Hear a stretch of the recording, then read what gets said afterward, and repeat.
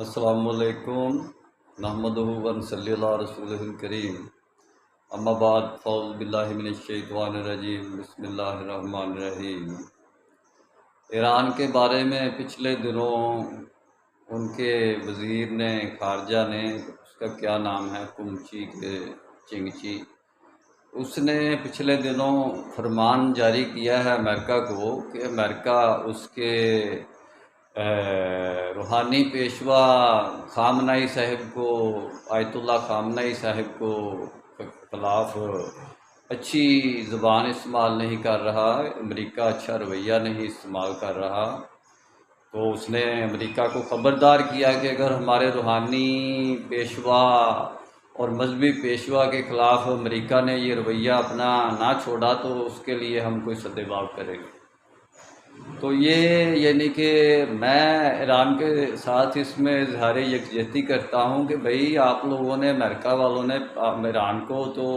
Fight بھی کر لی، لڑے بھی، آپ اسرائیل بھی لڑا، ایران بھی لڑا، دونوں ملکوں کا نقصان ہوا، امریکہ نے بھی بیچ میں پنگا لیا۔ تو کہنے کا مقصد یہ ہے کہ امریکہ کو اس بات سے کیا پوری خوشی مسرت محسوس نہیں ہوئی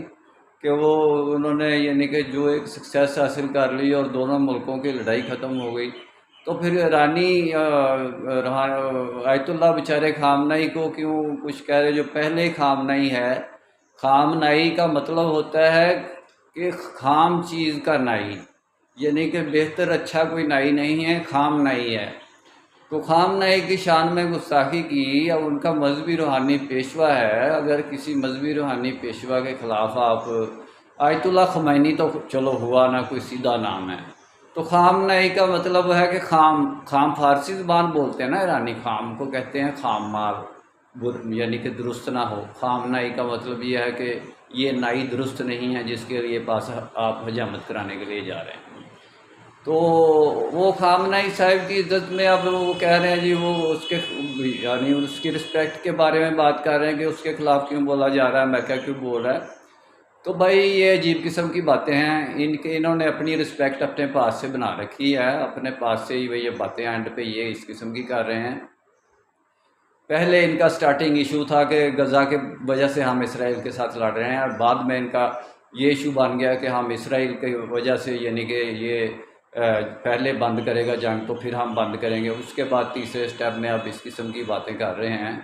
تو میرا کام اسلامک ورلڈ کی امن اور یونائٹی کا ہے، انشاءاللہ جو جھوٹے ہیں ان کو شکست ہوگی، اور شکست آپ کے سامنے آئے گی، اور آپ بھی تسلیم کریں گے وہ تو یہ شکست ہوئی ہے۔